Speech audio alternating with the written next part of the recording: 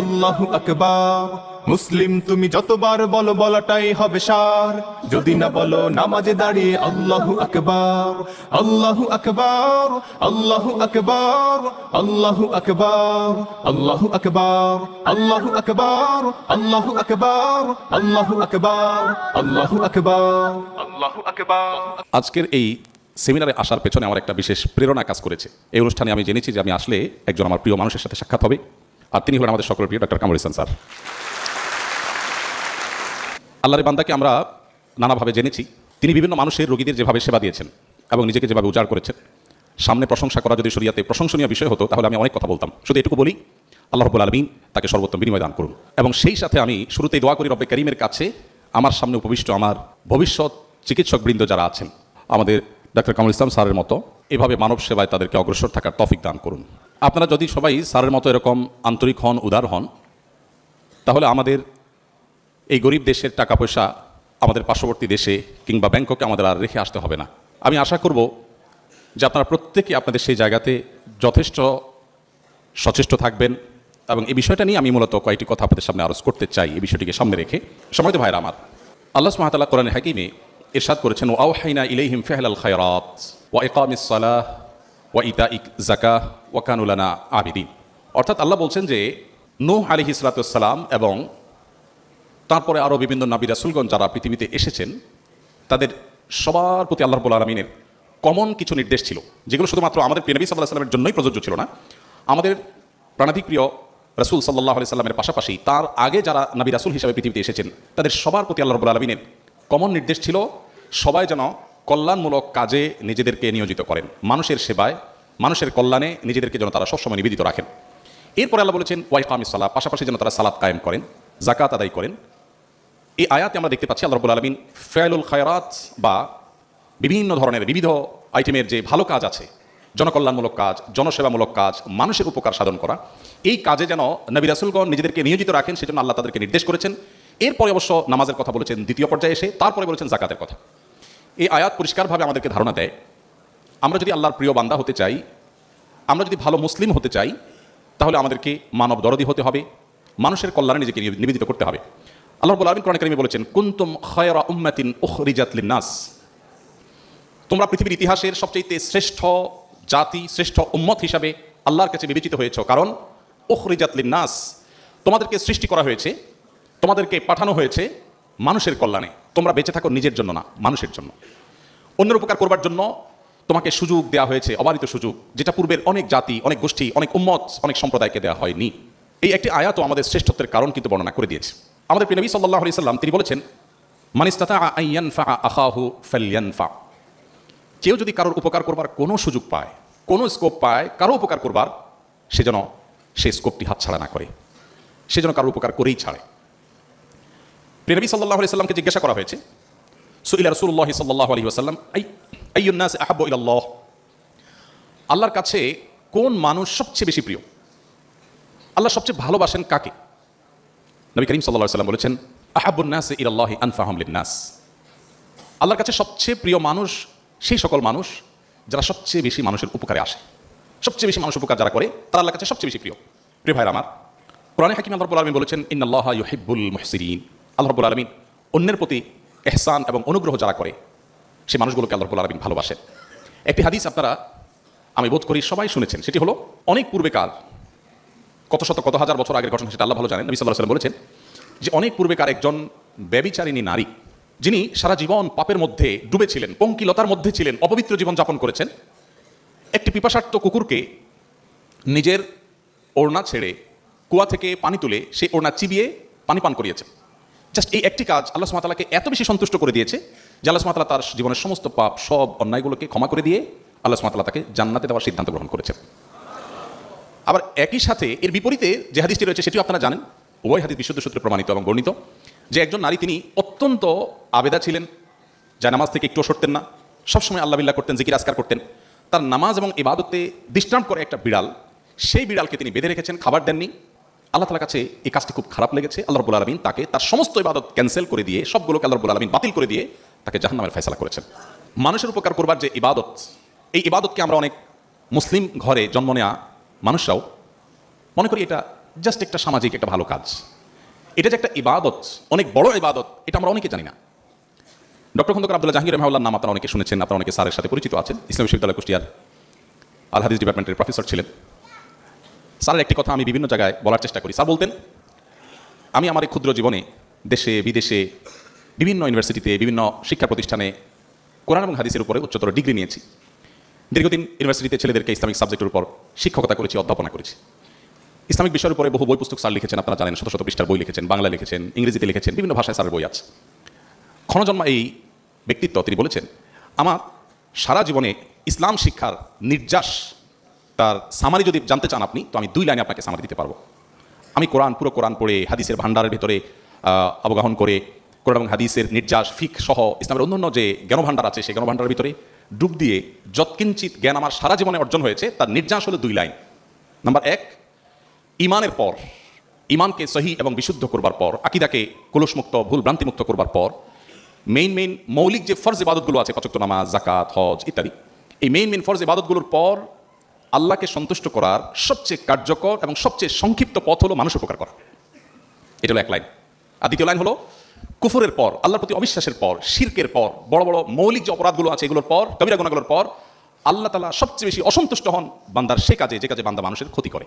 স্যারের এই নির্যাস, আমি যে কয়েকটি হাদিস আপনাদের সামনে পেশ করেছি, সেই হাদিস এবং কোরআন কারীমের আয়াতগুলো সামনে রাখলে আমাদের কাছে যেটি পরিষ্কার হয় তা হলো, মানুষের উপকার করার এই ইবাদত, এটিকে আমাদের জীবনে বিশেষভাবে গুরুত্ব আরোপ করা উচিত। আমাদের প্রিয় নবী সাল্লাল্লাহু আলাইহি সাল্লাম, তিনি আল্লাহ রাব্বুল আলামিনের পক্ষ থেকে নবুয়ত এর দায়িত্ব বুঝে পাওয়ার আগে তিনি তার মক্কার জীবনে ছোটবেলা থেকে, শৈশব থেকে মানুষের উপকার করবার, মানব সেবা করবার জন্য চেষ্টা করতেন।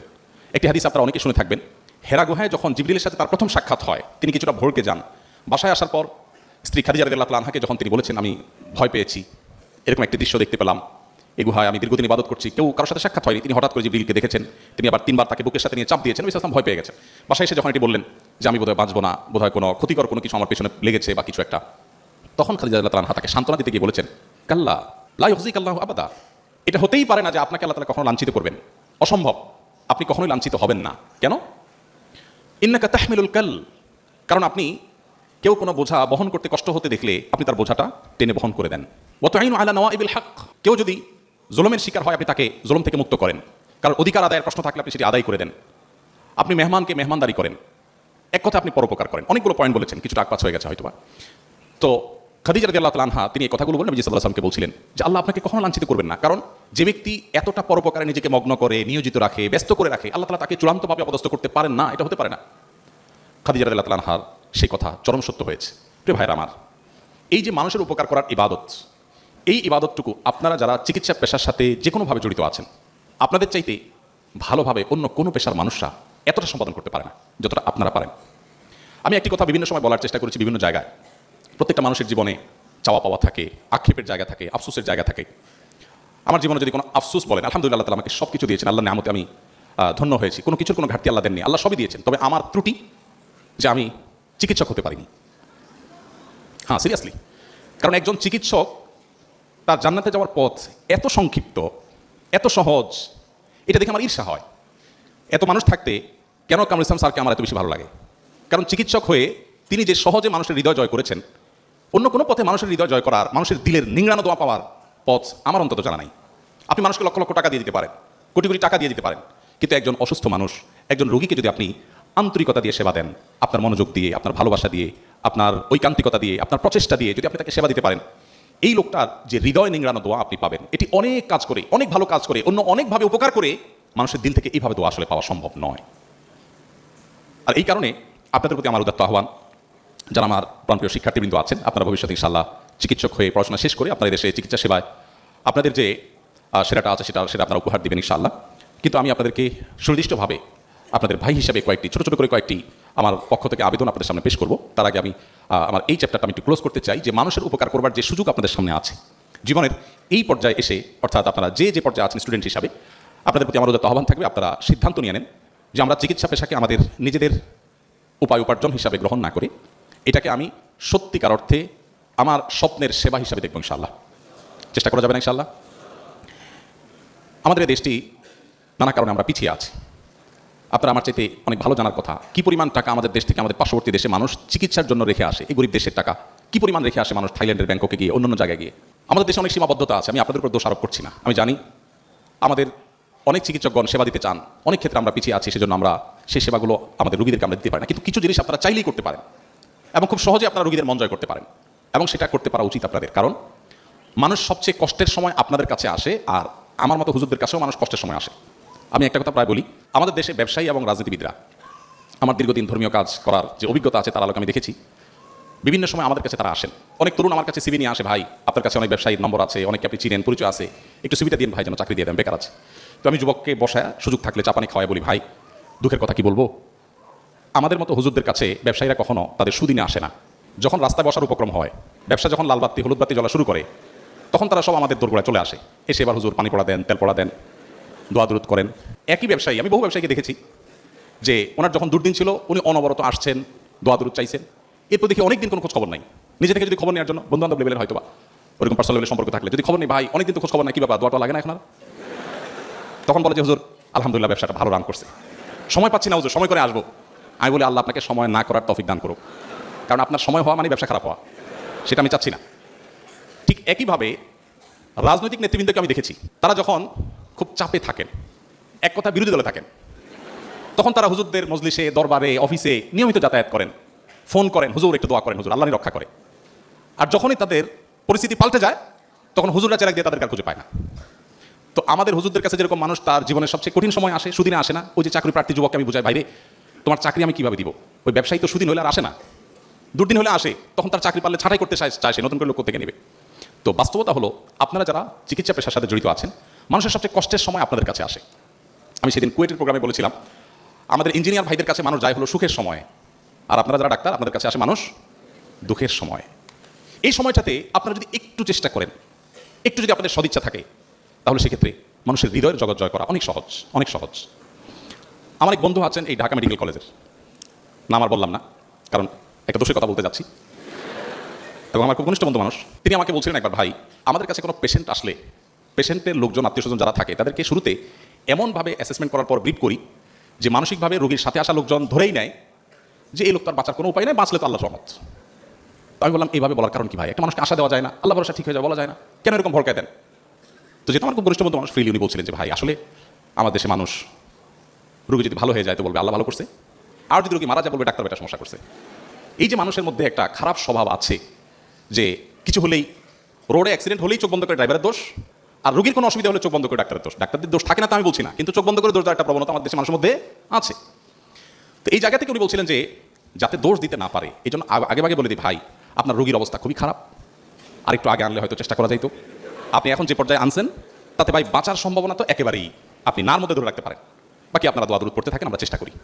বলে এরপরে রোগী যদি বেঁচে যায়, তখন পেশেন্টের সাথে আসা লোকজন, তাদের অ্যাটেন্ডেন্সদের খুশির কোনো শেষ নাই, মাশাআল্লাহ ডাক্তার সাহেব ভালো হয়ে গেছে, আলহামদুলিল্লাহ আমার রোগী। আর যদি আল্লাহ না করে মারা যায়, প্রেশার থাকে না ভাই, আমি তো আগেই বলছিলাম। তো আমি ওনার পলিসি শুনে বললাম যে বাহ, এটা বাঁচার জন্য খুব দারুণ পলিসি, কিন্তু আমি যদি এটাকে ইসলামী শরিয়াত ছাঁচে, কোরআন হাদিসের ছাঁচে ফেলে দেখি, তাহলে আমি দেখি কাজটি ভালো কাজ না। আপনি অবশ্যই কোনো শঙ্কা থাকলে সেটা আপনি পেশেন্টের লোকজনকে বলবেন, কিন্তু আল্লাহ নবী সাল্লাল্লাহু আলাইহি সাল্লাম আমাদেরকে একটা দোয়া শিক্ষা দিয়েছেন। আপনারা আপনাদের পেশেন্টের কাছে যখনই যাবেন বা পেশেন্টকে যখনই দেখবেন, আমি আশা করবো আপনারা দোয়াটা করবেন, খুব ছোট্ট একটা দোয়া। নবী করিম সাল্লাল্লাহু আলাইহি সাল্লাম কোনো রোগীকে দেখলে তাকে বলতেন লা বাসা তাহুরুন ইনশাআল্লাহ, আমরা বাংলা বলতে পারি আমাদের মতো করে, অর্থাৎ ভয়ের কোনো কারণ নেই, ইনশাআল্লাহ সুস্থ হয়ে যাবেন। এখানে নবী সাল্লাল্লাহু আলাইহি ওয়াসাল্লাম অন্য একটা শব্দ ব্যবহার করেছেন, তাহুর মানে হল পবিত্র হয়ে যাবে।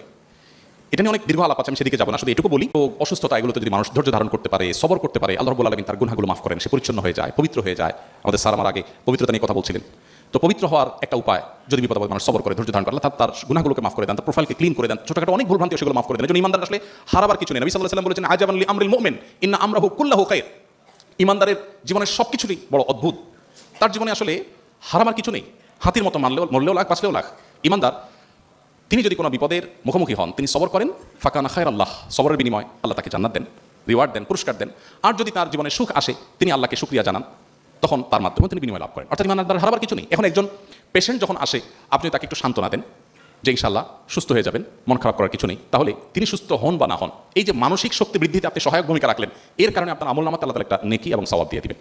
কিয়ামতের ময়দানে তখন সওয়াব দেখে আপনি সারপ্রাইজড হয়ে যাবেন যে এত পরিমাণ সওয়াব করতে গেল, ওই যে প্রত্যেক পেশেন্টকে বলেছেন, সওয়াবের নিয়ত করে বলেছেন, আল্লাহ তাআলা সেটা দিয়েছেন। আমি আমার একটা গল্প বিভিন্ন জায়গায়, এর আগে একাধিক জায়গায় শেয়ার করেছি, আদিল মেডিকেল কলেজের একটা প্রোগ্রামে বলেছিলাম, আমার কথা হয়তো বলেছি। আমার একটা ছোট্ট অপারেশন হয়েছে একবার। সৃষ্টিগতভাবে অনেকেরই অনেক উইকনেস আছে। আমার একটা দুর্বলতা হলো আমি একটু এই ডাক্তারদের কাটা ছেড়েগুলোর উপর খুব ভীতু প্রকৃতির মানুষ। তো আমার ওই ছোট্ট অপারেশনটার জন্য আমার যিনি চিকিৎসক ছিলেন, আমি ওনাকে বললাম যে ভাই মেহরবানি করে কোনো আপনার যারা স্যার ছিলেন, এই ডিপার্টমেন্টের হেড ছিলেন, এককালে চেয়ারম্যান ছিলেন, এরকম কেউ থাকলে একটু রাখা যায় না? তো বলে ঠিক আছে ভাই, সে ব্যবস্থা করবো। আবার ওই যে আমার যে বন্ধু ছিলেন ঢাকা মেডিকেল কলেজে, তিনিও ছিলেন। আর এখানে আছেন আমাদের একটা নুরুল্লাহ ভাই এমনি সিনা, উনি চিটাং মেডিকেল কলেজের স্টুডেন্ট সম্ভবত। নুরুল্লাহ ভাই অ্যানেস্থেসিয়া ডাক্তার, উনি অ্যানেস্থেসিয়াতে দুজন ছিল, উনি ছিলেন আরেকজন ছিলেন, আর অন্য ডাক্তার ছিলেন তিনজন, মোট 5 জন। অপারেশনটা হলো একটা ফোড়ার মতো ছোটখাটো বিষয়, ডাক্তার হলেন 5 জন। আমার ডিমান্ড ছিল, পেশেন্টের ডিমান্ড, ভাই আপনি রাখেন, কারণ আমি ওই যে ভীতু প্রকৃতির। অপারেশনের পরে যখন পোস্ট অপারেটিভ রুমে আমাকে নেওয়া হলো, আমার তো জান যায় ভাব, আমি চিন্তা করছি আল্লাহ বেঁচে আছি এখন আলহামদুলিল্লাহ, কারণ আমার জীবনের আগে অপারেশন থিয়েটারে ঢুকি না, এটা প্রথম। হয়তো প্রথমবার সবার একটু ভয় বেশি লাগে না, যায় না। যাই হোক, এখন পোস্ট অপারেটিভ রুমে আমাকে যখন রাখা হয়েছে, আমার ফ্যামিলি ক্যাবিনে অপেক্ষা করছে, এদিকে আমি চিন্তা করছি আল্লাহ, অনেকে শুনেছি যে পোস্ট অপারেটিভ রুম থেকেই মারা যায়, না জানি কখন মালাকুল মউত আসে। আমি কালিমা টালিমা পড়ছি, খুব প্রস্তুতি নিচ্ছি, আসলে ছোট অপারেশনটা হয়েও গেছে, বাট আমি চিন্তা করছি যে না জানি কি হয়, খুব ভয় পাচ্ছি। এর মধ্যে পর্দা টানানো, পর্দার অপর প্রান্ত থেকে যেহেতু অনবরত ডাক্তাররা আসছেন, অনেকেই আসছেন দেখতে, তখন একজন নার্স অন্য নার্সকে জিজ্ঞাসা করেছেন, তিনি ডিউটিতে নতুন এসেছেন তখন সকালবেলা, এসে বলছেন যে ওনার কি হয়েছে, যে এত ডাক্তার এত লোকজন যাচ্ছে, কি অপারেশন হলো? তখন আমি আর একটা বললাম না অপারেশনটা কিসের, তো বললো যে এই অপারেশনটা হয়েছে, খুব ছোট্ট একটা অপারেশন। এটা বলার পর ওই নার্স এমনভাবে তুচ্ছ তাচ্ছিল্য করে, অপমানকরভাবে তিনি বললেন এই অপারেশন, মানে এইটার জন্য এত কাহিনী। বিশ্বাস করবেন, আমার ওই দিনের অনুভূতি আমার সারা জীবন মনে থাকবে। সেটি হলো যে 5 জন ডাক্তার মিলে আমার অপারেশন করে আমাকে যতটা আশ্বস্ত করতে না পেরেছেন, ওই নার্স ভদ্রমহিলার অপমানকর সেই উক্তি, তার ওই কথা আমার মনকে এত শক্তিশালী করেছে। আমি তখন চিন্তা করলাম ছি ছি ছি, এর জন্য আমি এত কাহিনী করছি। আমি তখন নিজেকে তো সরব করা শুরু করলাম, গিল্টি ফিল করা শুরু করলাম যে এইটা কোনো কথা, এই রোগের জন্য আমি এত কাহিনী করছি, এত কষ্ট দিচ্ছি মানুষকে, এত চিল্লাচিল্লি করছি, এটা হলো কিছু? ছি ছি ছি। এরপর থেকে নার্স আসুক আর ডাক্তার আসুক, আমি ভাবি ধরতাম না না কিছু হয়, কোনো অসুবিধা নেই, আমি ঠিক আছে, আমি ওকে। আমাকে এরপরে খুব দ্রুততম সময়ে পোস্ট অফিস রুম থেকে আমার রুমে পাঠিয়ে দিল, কারণ ডাক্তার তখন ফিল করছেন হ্যাঁ আমি ভালো হয়ে গেছি, আসলে আমি ভালো হয়ে গেছি। তো এই যে একজন নার্সের একটা শব্দের একটা উক্তি, যে এইটা বাহ্যিকভাবে আমি একটু অপমান বোধ করেছি, যে এটা কোনো কথা, আমার এই রোগটাকে তিনি কোনো রোগী মনে করলেন না, কোনো পাত্তাই দিলেন না, আমি একটু অপমান বোধ করেছি, কিন্তু পরক্ষণে চিন্তা করলাম এটা তো পজিটিভ কথা, আমার রোগটা কোনো রোগী না, কোনো অপারেশনই না। এই একটি কথা যদি আমাকে এই পরিমাণ আস্থা এনে দিতে পারে, এতটা আমাকে সাহসী করে দিতে পারে, তাহলে এবার আপনারা নিশ্চয়ই আপনাদের চেয়ার থেকে, আমি আমার পেশেন্টের জায়গা থেকে আমি আমার কথা বলেছি, আপনি আপনার ডক্টরের চেম্বার থেকে, আপনি আপনার চেয়ার থেকে একটু আপনি ভাবুন যে আমরা যারা রোগী হয়ে আপনাদের কাছে যাই, আপনারা যদি একটু সান্ত্বনা দেন, একটু যদি অভয় দেন, একটু যদি সাহস যোগান, তাহলে অর্ধেক ট্রিটমেন্ট অনেক ক্ষেত্রে আপনাদের সেই আচরণ থেকে হয়ে যাবে। কিন্তু দুর্ভাগ্য, ওই যে আমার বন্ধু যেটা বলেছে, অনেক ডক্টর আছেন যে আসার পরে হাইকোর্ট সুপ্রিম কোর্ট সব দেখানো রোগীকে শেষ হয়ে যায়, রোগী তো আগেই গলা শুকায় যায় যে আমি তো তাহলে শেষ, বাঁচলে সেটা অতিরিক্ত। যাই হোক, তো আমার এই বক্তব্যের নির্যাস হলো, আমরা আজকে যেই মহানবী হযরত মুহাম্মদ সাল্লাল্লাহু আলাইহি ওয়াসাল্লামের সিরাত আলোচনা করার জন্য এখানে সমবেত হয়েছি, তিনি সবসময় মানুষ উপকার করতেন, আর এই উপকার করবার অনেক বড় সুযোগ আপনাদের হাতে আছে। আমি আশা করব আপনারা সেই সুযোগকে হাতছাড়া করবেন না, এবং সেই সুযোগকে আপনারা সম্পূর্ণরূপে 16 আনা আদায় করে নেবেন, এবং আপনাদের জান্নাতের পথকে আপনারা সুগম করবেন। আল্লাহ তাআলা আপনাদের সবাইকে সেই তৌফিক দান করুন। সময়ত ভাইরা, আপনারা যারা মেডিকেল কলেজের স্টুডেন্ট, আপনাদের প্রতি আমার বলেছিলাম ছোটো ছোটো করে খুব সামান্য কয়েক মিনিটের মধ্যে আমি কয়েকটি নিবেদন আপনাদের কাছে রাখতে চাই। সর্বপ্রথম যে বিষয়টি বলতে চাই তা হলো, একজন মুসলমানের সন্তান হিসাবে ইসলামের বেসিক বিষয়গুলো জানা আমাদের উপরে ফরজ।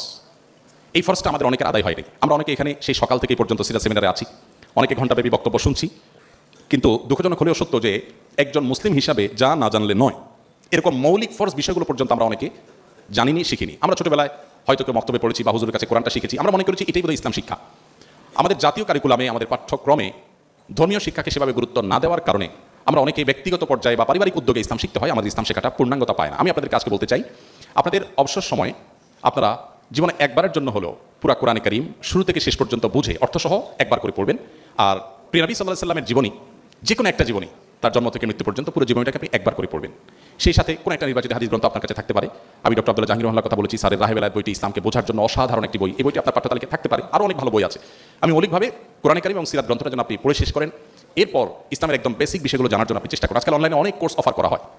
আপনারা জানেন, আপনাদের পেশার একজন মানুষ কিন্তু ডাক্তার জাকির নায়েক, আপনাদের পেশার একজন মানুষ, অর্থাৎ আপনাদের দলের লোক।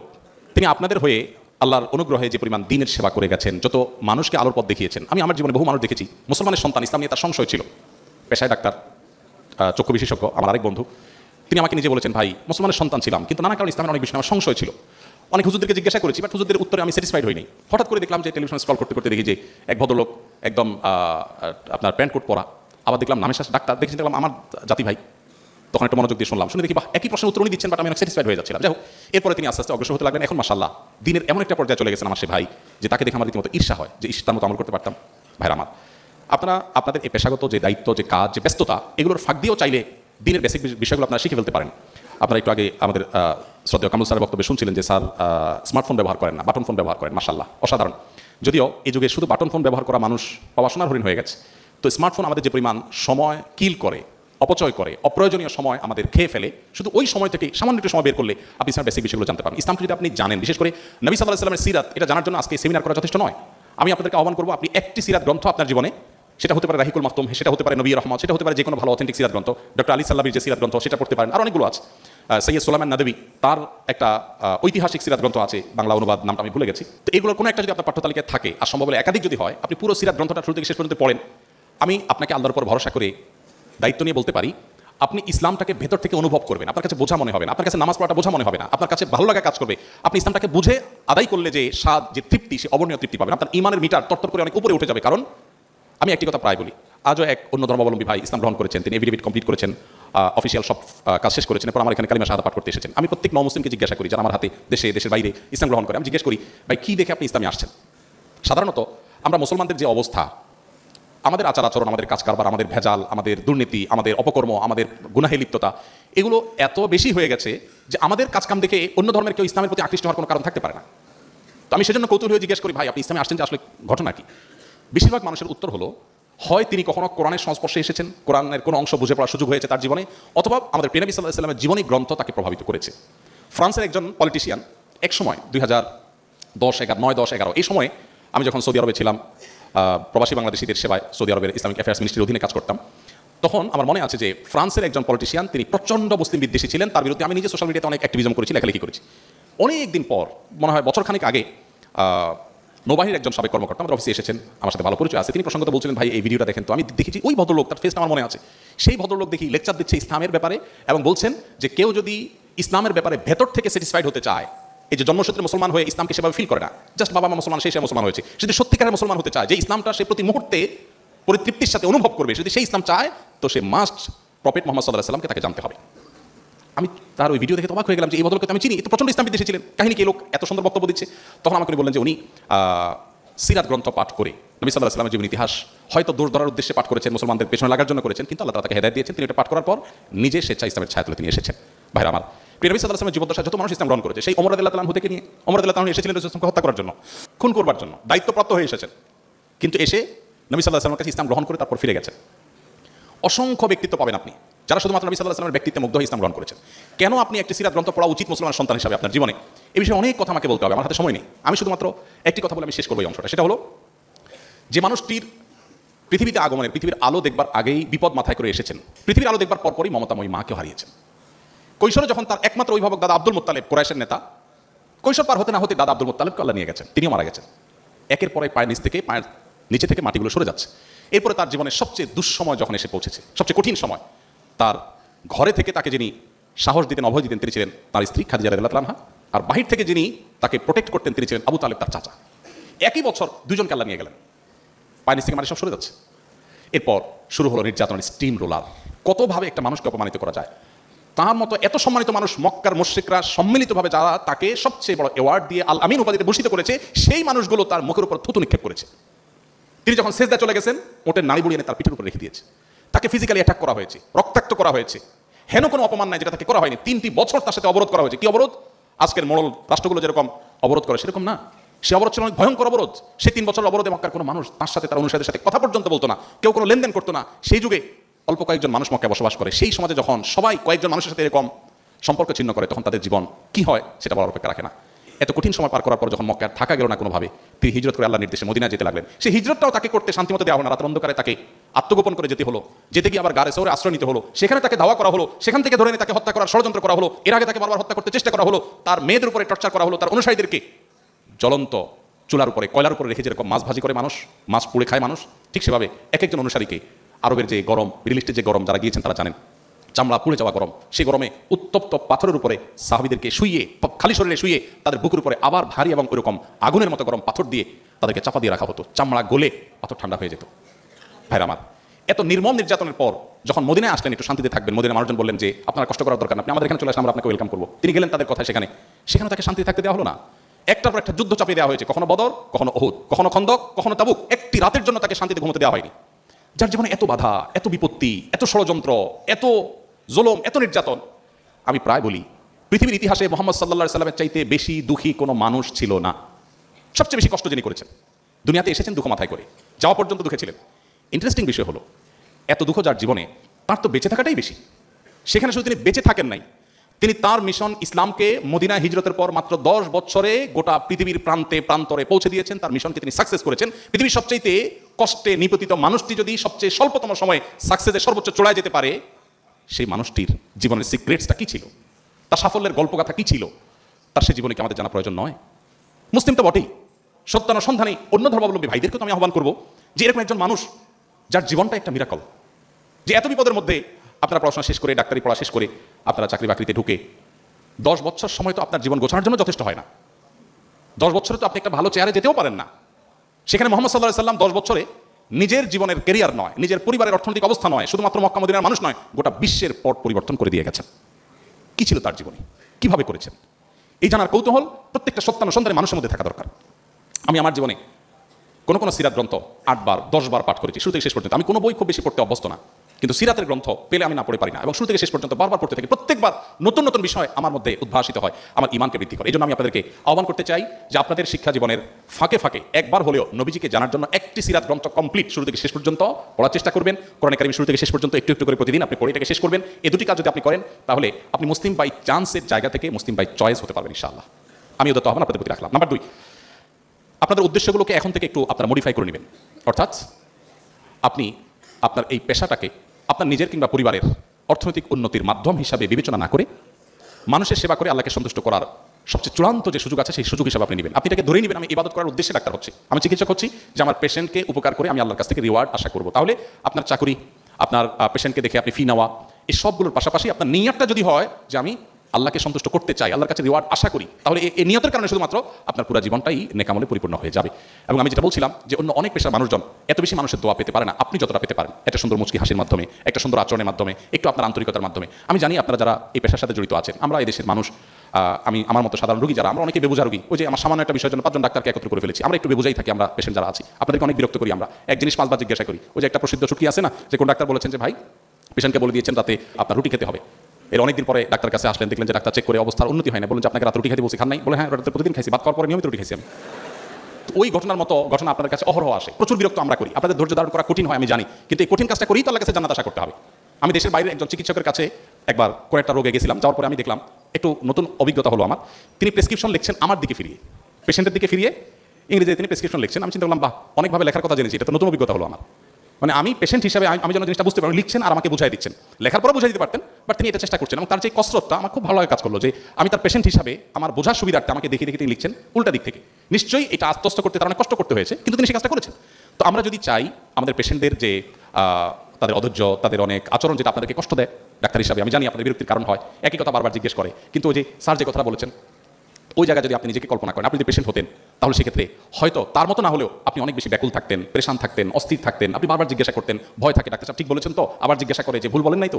তো এই জায়গাগুলোতে আপনাদের ধৈর্যের পরাকাষ্ঠা প্রদর্শন করতে হবে। আমি আপনাদের অনুরোধ করবো যে আপনার পেশেন্ট যখন আসবে একটু মুচকি হাসি দিয়ে তার সাথে কথা বলবেন, এবং নিয়ত রাখবেন যে আমি এটা ইবাদত করছি, এটা আমার পেশাগত দায়িত্ব পালন করছি না। তাহলে সেক্ষেত্রে আপনার দ্বারা রোগী যেমন উপকৃত হবে, আপনার কাজটা ইবাদত হবে। নাম্বার 3, তাহলে দ্বিতীয়ত বলেছিলাম হলো নিয়তকে চেঞ্জ করা, যে আমি এটা আমার নিজের ভাগ্য পরিবর্তন বলি যেটাকে আমরা, আমার অর্থনৈতিক উন্নয়ন, এটার জন্য আমি পড়াশোনা করছি না, আমি পড়াশোনা করছি আমি এর মাধ্যমে মানুষকে সেবা দেবো। নাম্বার 3, রোগীদের যখন দেখবেন তখন আপনারা সর্বোচ্চ কেয়ার করার চেষ্টা করবেন। দেখেন আমাদের নবী সাল্লাল্লাহু আলাইহি ওয়াসাল্লাম একটা আখলাক ছিল, আমরা যাকে নিয়ে আলোচনা করছি তার একটা উন্নত চরিত্র ছিল।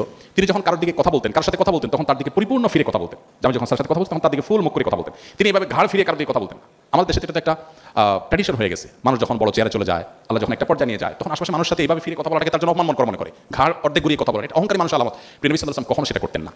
আমাদের প্রিয় নবী সাল্লাল্লাহু আলাইহি ওয়াসাল্লামের এই আখলাকটা যদি আপনার মধ্যে ধারণ করতে পারেন, পেশেন্টের সাথে যখন কথা বলবেন আন্তরিকতা দিয়ে। অনেক ডাক্তার প্রেসক্রিপশন লেখেন, রোগী ঢোকার পরপরই প্রেসক্রিপশন লেখা শুরু হয়ে যায়। আপনি হয়তো রোগীর নাম লিখছেন, এইজ লিখছেন, রোগী কিন্তু এসব বুঝবে না। রোগী চিন্তা করবে হায় হায় ডাক্তার সাহেব আমি ঢোকার আগে লেখা শুরু করে দিল। আপনার প্রতি তার অবক্তিটা সেখান থেকে শুরু হয়ে যাবে। আপনি যদি সেখান থেকে একটু সিরিয়াসনেসের সাথে, আন্তরিকতার সাথে তার কথা শুনেন, মনোযোগ দিয়ে শুনেন। আমার মা এবং খালা দুজনই গত পরশুদিন এক ডাক্তারের কাছে গেলেন এক জায়গায়। তো আসার পর আমি তাদেরকে নিয়ে বসলাম যে তারা কি বলছেন, কি বললেন ডাক্তার সাহেব। তারা বললেন খুব খুশি বাবা, ডাক্তার সাহেব অনেক মনোযোগ দিয়ে কথা শুনছেন। ডাক্তাররা আপনারা শুধু রোগীদের কথা শুনলে রোগীরা অর্ধেক খুশি। আমাদের ওয়াজ শুনে মানুষ এত খুশি হয় না, আপনাদের কথা শুনলে মানুষ যতটা তৃপ্তি অনুভব করে। কিন্তু আপনারা অনেকে আছেন, আমি সবাইকে ব্লেম করবো না, অনেকে আছেন কথা শুনতে রাজি না। হ্যাঁ ভাই বুঝছি তো, এক কথা এতবার বলতেছেন কেন, আপনি বসেন আমি লিখতেছি। তো আপনার আচরণ করে চিন্তা করেন না ডাক্তার সাহেবের মেজাজ খারাপ আছে, আজকে বাসা কিছু হয়েছে, আল্লাহ জানে কোন মেডিসিন দিয়ে দেয়, আমার কপালে দুর্গতি আছে কিনা। পেশেন্টের ওই যে অবক্তি শুরু হয়ে যায়, এরপর ওষুধ খেলে তার আসলে তার ওই ভক্তি নাই, যার কারণে তার রোগ অনেক সময় সারা না। এই জন্য আমি আপনাদেরকে বলবো প্লিজ আপনারা যখন রোগীদেরকে সেবা দিবেন সর্বোচ্চ মনোযোগ দিবেন, সর্বোচ্চ মনোযোগ দিয়ে কথা বলা সুন্নাহ। আপনি যখন কারোর সাথে কথা বলবেন পূর্ণ মনোযোগ দিয়ে কথা বলাটা সুন্নাহ।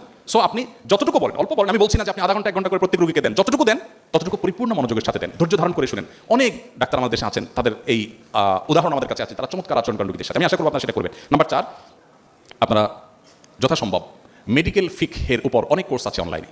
আমি এটার উপর দীর্ঘ আলোচনা করতে পারতাম, সময় আমাদের হাতে নাই, অবশ্য সব কিছু আমার জানাও নাই। মেডিকেল ফিকহের উপরে যে কোর্সগুলো আছে অনলাইনে, এগুলোর উপর আপনার ছোট্ট করে কোনো কোর্স করে নেবেন, কারণ আপনারা আপনাদের এই পেশাগত দায়িত্ব পালন করতে গিয়ে শরিয়ার অনেক মাসআলার মুখোমুখি হন, যেগুলো আধুনিক বিষয় আসা হওয়ার কারণে গতানুগতিক অনেক সাধারণ মাসলা বই পুস্তকে পাবেন না। পৃথিবীর ইতিহাসে যত মনীষী গত হয়েছেন, প্রত্যেকে যার যার পেশার সংশ্লিষ্ট বিষয়গুলো তারা রপ্ত করে আল্লাহ তাআলার প্রিয় বান্দা এবং ভালো মুসলিম হয়েছে। আমি আশা করব আপনারা মেডিকেল রিলেটেড ফিক বা মাসাইল বিষয়গুলোকে আলাদা করে আপনারা শিখবেন। আপনারা যদি চান তাহলে আজকে যেরকম সিরাজ সেমিনার হয়েছে, মেডিকেল ফিকের উপর একটা সেমিনার হতে পারে, এর জন্য এক্সপার্ট যারা তারা আসবেন। তখন আপনারা যদি চান সেরকম হতে পারে, এত বড় আসলে না হলো, ছোট্ট করে হলো, সেটা হতে পারে। তাহলে সেক্ষেত্রে অনেক জিনিস কিন্তু আপনাদের জানার আছে, যেগুলোর সাথে হালাল হারামের সম্পর্ক আছে। আমি একটু আগে আইটি সেক্টরের যারা আমাদের দেশের জায়ান্ট আছেন, তাদের একটা প্রোগ্রাম ছিল কৃষি ইনস্টিটিউট, সেখানে বলে আসছিলাম একই কথা, যে তাদের রিলেটেড বিষয়গুলো আছে। ইসলামটা হলো যে আমার রিলেটেড বিষয়গুলো আমাকে জানা। আপনি ডাক্তার হিসেবে যে মাসালা আপনার জানা ফরজ, আমার পেশা জানা ফরজ না, কারণ আপনার পেশাগত দায়িত্ব পালন করতে সেটা জানতে হয়, সেটা জানার জন্য আপনাদেরকে আমি অনুরোধ করলাম। নাম্বার 5, আমি যেটা বলছিলাম, একটু মুচকি হাসি দিয়ে সুন্দর আচরণ করে রোগীদেরকে আপনারা ওয়েলকাম করবেন। আপনারা রোগীদেরকে সুন্দর একটু মুচকি হাসি দিয়ে কথা বলেন, তারা রোগীরা অনেক ভালো ফিল করবেন। এটা অনেক ডাক্তারদের মধ্যে আছে, সেটা আপনারা করবেন ইনশাআল্লাহ, আমি আশা করবো। সেটা আমি রিপিট করছি না। 6 নম্বর হলো, যখন রোগী দেখবেন, রোগী দেখা কিন্তু একটা ইবাদত, আপনারা অনেকে জানেন। নবী করিম সাল্লাল্লাহু আলাইহি ওয়াসাল্লাম বলেছেন, একজন মুসলমান অন্য মুসলমানের কাছে 6টা পাওনা আছে, অধিকার আছে। এই 6টা পাওনার ভিতরে একটা হলো, কোনো মুসলমান যখন অসুস্থ হবে তখন তাকে শুশ্রূষা দিতে হবে। তার শুশ্রূষা করা, রোগীকে দেখতে যাওয়া, এটা একটা ইবাদত। আপনি যখন আপনার রোগীদের দেখার জন্য রাউন্ডে যাবেন, আপনি যদি নিয়ত করেন, আমি এটা শুধু ডাক্তারদের বলছি না, আমাদের নার্স বোনদেরকে, নার্স ভাইদেরকে বলছি, যারা আছেন, যে পেশা আছে, আপনি পেশেন্টের রুমে যাচ্ছে, যাওয়ার সময় একটু থমকে দাঁড়িয়ে নিয়ত করে নেন যে আমি রোগী দেখার যে ইবাদত, যে সওয়াব, সে নিয়তে আমি যাচ্ছি। এটা নিয়ত করে যদি আপনি যান, তাহলে আপনার যাওয়ার একটা ইবাদত হয়ে যাবে ইনশাআল্লাহ। এবং ওখানে যাওয়ার পর আপনি দেখবেন আপনি মোটিভেটেড হয়ে গেছেন ভিতর থেকে, যে আপনি রোগীকে বিশেষভাবে আন্তরিকতার সাথে দেখছেন, কারণ হচ্ছে আপনি আল্লাহর জন্য এসেছেন, আল্লাহর কাছে রিওয়ার্ড পেতে এসেছেন। এই জন্য আপনার মধ্যে একটা বিশেষ প্রেরণা আপনি অনুভব করবেন। এই জন্য যখনই রোগীদেরকে দেখবেন, রোগী দেখার যে সওয়াব, সেটা আশা করে, সে সুন্নাহর আশা করে আপনারা করবেন। সর্বশেষ যেটি বলবো, আপনারা ডাক্তাররা অনেক নসিহত করলে, অনেক উপদেশ দিলে সাধারণ মানুষ যতটা শুনবে, ওই একই বিষয়ে আমাদের মতো টিপিক্যাল হুজুরদের কথা কিন্তু মানুষ শুনবে না, আপনাদের কথা যতটা শুনবে। যেমন আপনি যে বলে দেন সুন্নাহসম্মত লাইফস্টাইল মেনটেন করতে, আমরা জানি সুন্নাহসম্মত লাইফস্টাইল মেনটেন করলে অনেক রোগ বালাই থেকে মানুষ বেঁচে যায়। আল্লাহ তাআলা আমাদেরকে সুস্থ রাখেন, আমাদের শরীর ইমিউন সিস্টেম স্ট্রং হয়। নবী সাল্লাল্লাহু আলাইহি ওয়াসাল্লাম রাতে তাড়াতাড়ি ঘুমোতে বলেছেন। আমরা এখন রাত কয়টা বাজে এখন ওয়াজ করছি? আমি বারবার আয়োজকদেরকে বলেছি আমাকে যেন আগে দেওয়া হয়। অবশ্য আমি নিজে আসতে দেরি হয়েছে, তারপর আবার দেরি হয়েছে। তো যাই হোক, এটা তো অনেক বেশি দেরি না, আমাদের দেশে মাহফিলগুলো রাত 12টা 1টা পর্যন্ত করে। এই জন্য মাহফিল থেকে আমি সরে এসেছি, মাহফিল প্ল্যাটফর্মে আর যাচ্ছিও না।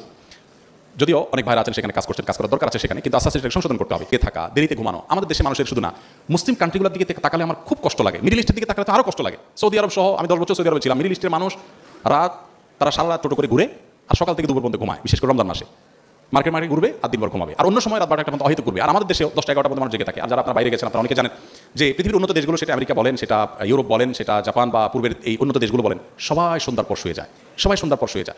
সন্ধ্যার পর শুয়ে গেলে জীবনে বরকত হয়। আমাদের জীবনে কেন বরকত নেই? আমরা মুসলমানরা কেন পিছিয়ে আছি? এর যদি 100টা কারণ থাকে, তার একটা কারণ হলো নবী সাল্লাল্লাহু আলাইহি ওয়াসাল্লামের সুন্নাহ লাইফস্টাইল আমরা মেইনটেইন করি। আমরা সকালে ঘুমাই, নবীজি দোয়া করেছেন, আল্লাহুম্মা বারিক লি উম্মতি ফি বুকুরিহা, আল্লাহ আমার উম্মতের জন্য সকালের সময়টাতে বরকত দান করেন। আমরা সকালে ঘুমাই থাকি, আর বিদেশিরা সকালে কাজে চলে যায়। তো আপনি যদি একজন পেশেন্টকে বলেন যে রাতে তাড়াতাড়ি ঘুমাবেন, সকালে তাড়াতাড়ি ঘুমাবেন না, আপনি পেট একদম গলা পর্যন্ত পুড়িয়ে খাবেন না, খাবার সময় সুন্নাহ মেনটেন করে চলবেন। দেখেন নবী সাল্লাল্লাহু আলাইহি ওয়াসাল্লাম বলেছেন, তোমরা পেটের 1 ভাগকে খাদ্য, আরেক ভাগকে পানীয় দিয়ে পূর্ণ করো, আরেক ভাগকে খালি রাখো। এখন এই যে পানীয় দিয়ে পূর্ণ করতে বলা হয়েছে, আপনারা আমাদেরকে ডাক্তার, আপনারা আমাদেরকে বলেন আমরা যেন শশা খাই, আমরা যেন আপনার টমেটো খাই, আমরা যেন এমন সালাদ খাই যেগুলো পানির কাজ দিবে মূলত। দেখেন নবী সাল্লাল্লাহু আলাইহি ওয়াসাল্লাম কিন্তু 1450 বছর আগে বলে গেছেন যে খাদ্যের পাশাপাশি পানীয় যেন আমাদের খাদ্য তালিকায় পরিমাণ মতো থাকে। তো নবী সাল্লাল্লাহু আলাইহি ওয়াসাল্লাম কম খাওয়ার পরামর্শ দিয়েছেন, রোজা রাখার পরামর্শ দিয়েছেন, মাসে 3টা করে রোজা। এখন আপনারা ডাক্তাররা আমাদেরকে বলছেন ওয়াটার ফাস্টিং করো, হ্যাঁ কম কম খাও, বেশি খাওয়া যাবে না। এখন আমরা আগে হাদিসের কথা শুনে আমল করতাম, এখন আর হাদিসের কথা শুনে আমল করার প্রয়োজন হয় না। এখন ডাক্তারদের ভয়ে মানুষ খাওয়া ছেড়ে দিচ্ছে, আপনাদের মাসালার কারণে, আপনাদের ফতোয়ার কারণে আমরা খাওয়া ছেড়ে দিচ্ছি। তো আপনারা যদি সুন্নাহটাকে রিলেট করে ট্রিটমেন্ট করেন, তখন রোগীর দুই দিক থেকে উপকার হয়ে যাবে ইনশাআল্লাহ। আমি আশা করবো আপনারা সেই কাজগুলো করবেন। আমি দুঃখ প্রকাশ করছি, কথা বলতে অনেক বেশি সময় বলে ফেলেছি, অনেক কথা বলে ফেলেছি। আমি সামারি করে দিচ্ছি। প্রথমত, একজন মুসলমান হিসেবে ইসলামের বেসিক বিষয়গুলো জানার জন্য সময় বের করবেন ইনশাআল্লাহ, এটা আপনাদের উপর ফরজ। প্রিয় নবী সাল্লাল্লাহু আলাইহি ওয়াসাল্লামকে জানার চেষ্টা জীবনে একবার হলেও করবেন। দ্বিতীয়ত, আপনাদের নিয়ত বা উদ্দেশ্যটাকে পরিবর্তন করে নেবেন, যে আপনাদের এই পেশাগত দায়িত্বটা পালন করবেন আল্লাহকে খুশি করার জন্য, আল্লাহর কাছ থেকে রিওয়ার্ড পাওয়ার আশায়, ওই যে মানুষ উপকার করে সবচেয়ে বেশি ইবাদত করা সম্ভব, আল্লাহর প্রিয়পাত্র হওয়া সম্ভব, সেই জায়গাটা যাওয়ার জন্য। তৃতীয়ত, যখন রোগীদেরকে দেখবেন সর্বোচ্চ গুরুত্ব দিয়ে দেখবেন। 2 মিনিটই সময় দিলেন, কিন্তু খুব আন্তরিকতার সাথে দেখলেন, খুব ভালোবাসার সাথে দেখলেন, সিরিয়াসনেসের সাথে দেখলেন, তার আস্থা অর্জন করলেন, তিনি যেন স্যাটিসফাইড হয়ে যান আপনার রুম থেকে, যে হ্যাঁ আমাকে ডাক্তার সাহেব সময় দিয়েছেন, মনোযোগ দিয়েছেন। এটা কিন্তু গুরুত্বপূর্ণ একটা সুন্নাহ। আর মনোযোগ না দেওয়া এটা গুরুত্বপূর্ণ একটা খারাপ চরিত্র, যেটা অনেক সময় আমরা ব্যস্ততার কারণে ইগনোর করি মানুষকে। আমাদের অনেক সময় হয়ে যায়, আমাকে মাফ করুন। নাম্বার 3, মেডিকেল রিলেটেড যে ফিক মাসাইলগুলো আছে সেগুলো শেখার জন্য একটু সময় বের করবেন। অনেকগুলো কোর্স ডেভেলপ করা আছে অনলাইনে, আপনারা দেখলেই পাবেন, আর অফলাইনেও চাইলে আপনারা আয়োজন করতে পারেন। আর 4 নম্বর হলো সুন্দর আচরণ এবং মুস্কি হাসি দিয়ে মানুষের সাথে আপনারা মানুষকে ওয়েলকাম করবেন। 5 নম্বর হলো রোগীদেরকে যখন দেখতে যাবেন বা পেশেন্ট যখন দেখবেন তখন নিয়ত করে নেবেন যে রোগী দেখা একটা ইবাদত, আমি সেই ইবাদতটা সম্পাদন করছি, তখন এটি একটি ইবাদত হবে। সর্বশেষ এবং 7 নম্বর হলো রোগীদেরকে সুন্নাহ লাইফস্টাইল বিভিন্ন আমলের কথা আপনারা বলবেন। এই ওষুধটা ফজরের পরে খাবেন নাস্তা করে, এটা জোহরের পর নামাজ পড়ে তারপর দুপুরে খানা খেয়ে খাবেন, এটা এশার নামাজ পড়ে রাতের খানা খেয়ে খাবেন। কৌশল আপনি নামাজের দাওয়াত দিয়ে দিলেন তাকে, এবং অন্যান্য যে দাওয়াগুলো আছে সেগুলো যে আপনারা দিতে চান আপনারা অনেক ভালোভাবে দিতে পারেন। মানুষ হুজুরদের মুখ থেকে ইসলামের কথা শুনতে শুনতে ক্লান্ত, এখন চায় আপনার মতো ডাক্তাররা একটু উঠে আসুক। আপনারা উঠে আসলে তখন দেখা যাবে আমাদের মতো অনেক মৌলবীদের ভাত থাকবে না। তো আমরা চাই আমাদের ভাত না থাকুক, পোলাও থাকুক, আপনারা উঠে আসেন। আমি চাই আপনারা উঠে আসেন, আপনারা শিখে আসেন। আল্লাহ তাআলা আপনাদের সবাইকে দুনিয়া এবং আখিরাতে কল্যাণের মুখে কল্যাণের পথে থাকার তৌফিক দান করুন। আজকে যাকে নিয়ে আমরা আলোচনা করছি সেই প্রাণী নবী মুহাম্মদ সাল্লাল্লাহু আলাইহি ওয়াসাল্লামকে আল্লাহ তাআলা আমাদের সবাইকে জানা, উপলব্ধি করা, তাকে ভালোবাসার তৌফিক আল্লাহ তাআলা আমাদের সবাইকে দান করুন। জাযাকুমুল্লাহু খায়রা।